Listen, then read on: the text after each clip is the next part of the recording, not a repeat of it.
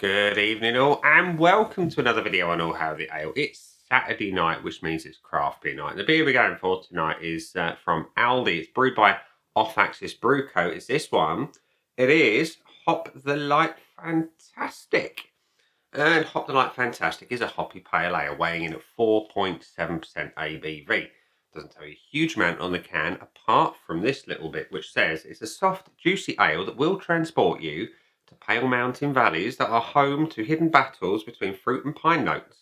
There are no winners, just a satisfying conclusion that begs for further exploration. And crucially for me, it does tell you about the hops on this, and I like this. It tells you you've got Talus, Eldorado and Citra, which if you're expecting pine notes, Talus brings quite a little bit of that resin, citrus fruit from the Citra.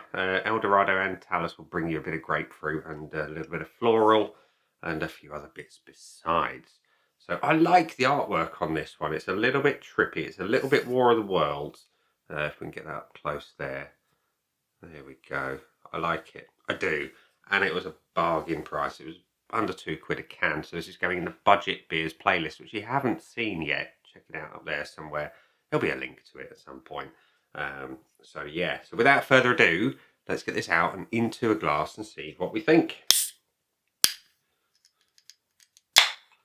So, we're pouring into my Erdinger glass of all things, because I haven't washed my teku. So the pour is pale, as expected, clear, and full of floaters. Look at that, it's like a veritable snow globe. Don't know if the camera's going to pick it up. Yes, it does. Look at that. It's a mess. It's a mess, ladies and gents, boys and girls. It's a good thing we restocked on the old Andrex this week, isn't it? So, yeah. Disappointing visuals. Could be the dregs of the vat. It has been kept stable in the can. It's not been laid down and stood up. It's been standing up all times in the fridge. It's been well behaved. So I've not really unsettled it. Anyway, it's clear. It's a nice colour and you've got a nice white head. But I just cannot look past the snow globe. So yeah, that's your beer in a glass. Let's have a whiff, shall we? It's not very strong. I'm getting subtle citrus and pineapple, hints of resin, hints of it.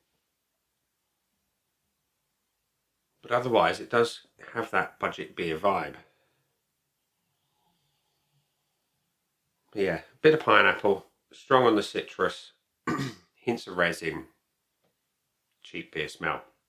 So, it looks like Stifler's been at it. It smells okay. Let's brave it. Cheers.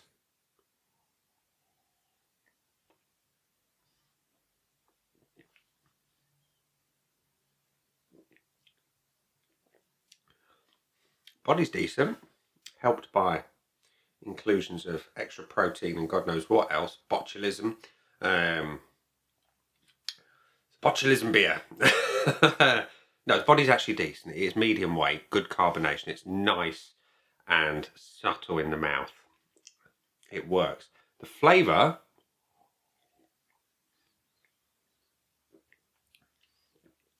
it is subtly citrus. It is a little bit stone fruity. It is a little bit pineapple-y, a little tiny bit pineapple-y.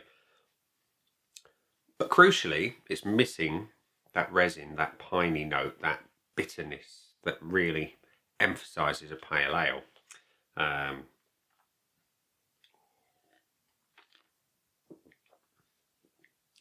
Which is a shame. But it is coming through towards the back end. And yeah, it's growing. It is growing.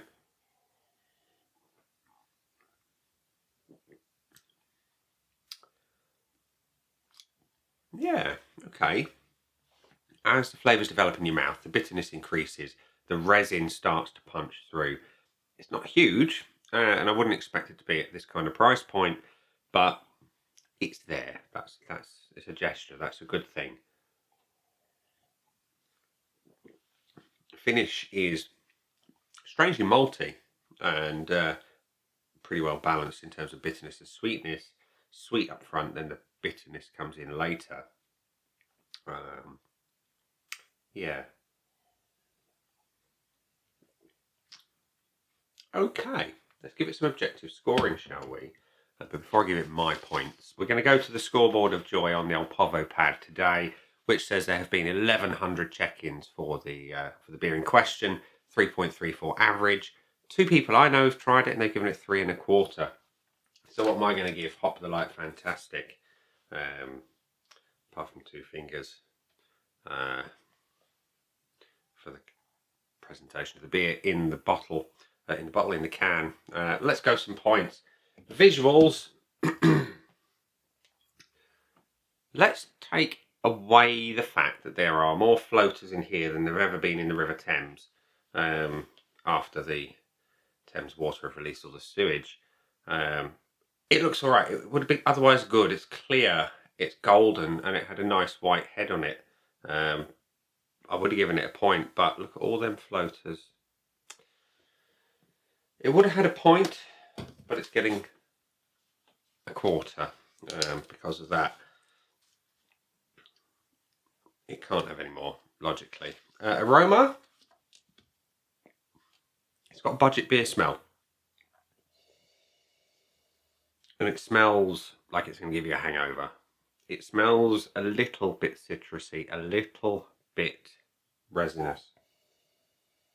But the budget beer vibe is strong in this one. So again, it's having a 1/4. It's having the 1/4 point because I like the citrus vibe that it's got. It's subtle, but it works. Body, I will not fault because it's really good. Medium weight and nice, smooth, velvety carbonation. It would be well placed in a stout, this body and carb combo. Really good. Flavour. Doesn't quite taste as budget as it smells.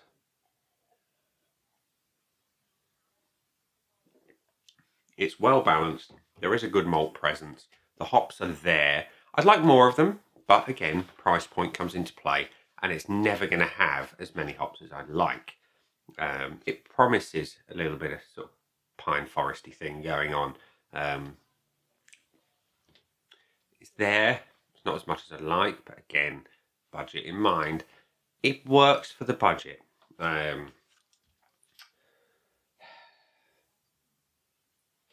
What do I give it? I'm going to come back to it. The finish. It's a pale ale. It's a hoppy pale ale. I want more bitterness from it. It's a little bit on the sweet side for me. Although I say it's balanced, I want it to be skewed in favour of the bitterness, and it's just not. It's too well balanced for me. So I'm going to give it a 1/2 on the finish. And I think I'm going to give it a 1/2 on the flavour as well. Because there's things I like, but the budget flavour is still there. So what we got? We got 2.5 out of 5 from me, which means it can't have the full bonus. Would I buy it again though? Based on this experience, no, I wouldn't, because that many floaters is just unacceptable for me. It doesn't make any mention of it being can conditioned. Not that anyone would ever can condition a beer, surely. Intentionally. It makes no mention of pour carefully or anything like that. So I suspect this was a Friday night end of shift beer. So no, I wouldn't buy it again. Value for money though. It was under £2 a can. I think it was about £1.79 in my local Aldi.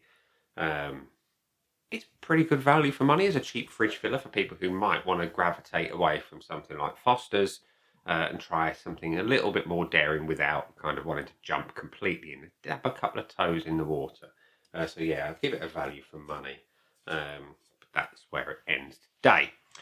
So there we go. Hop the Light Fantastic is a little bit of a disappointment. It's more like a hop and a stumble as opposed to a true Hopping the Light Fantastic. But there we go. We'll leave it there and say That has been the beer. I've been me. Those down there are the buttons. You know exactly what to do with them by now. You've got your like, comment, dislike, and subscribe. Choose any combination of mods you wish. And I will see you again soon for another one. Bye for now.